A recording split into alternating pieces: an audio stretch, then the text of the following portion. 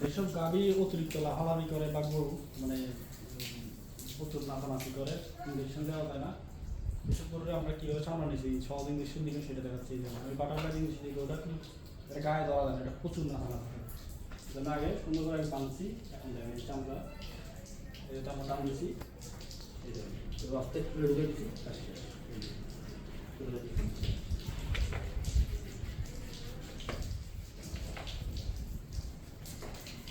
একটা পদ্ধতি হচ্ছে বাটারফ্লাই দেওয়া। আরেকটা জিনিস দেখাবো আপনাদেরকে তিনভাবে ইঞ্জেকশন দেওয়া হবে, আমি আরেকটা আগে দেখাই।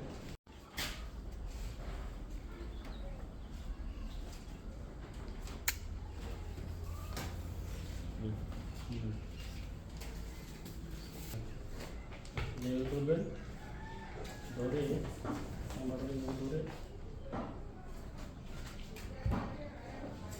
বাস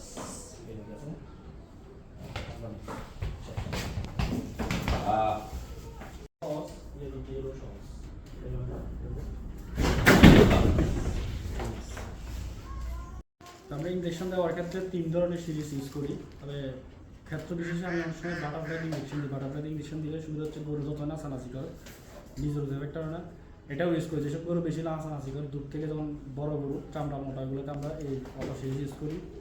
কাট হচ্ছে এই এগুলো আমরা ইউজ করি।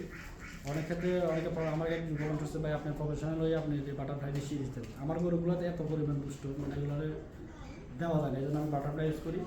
আর বাটারফ্লাই দিলে আমার গরুর ব্যথা কম থাকে। বাটারফ্লাই শুরু একদম চিকন এবং ছোটো, এই জন্য দিলে গরুর ব্যথা তেমন একটা পায় না। এইভাবে আমরা চামড়া নিচে যে কোনো পদ্ধতিতে দিতে পারেন, সবগুলো যেভাবে পারেন দিবেন, কোনো সমস্যা নেই। চামড়া নিচে দিতে পারেন সবাই দেখবেন।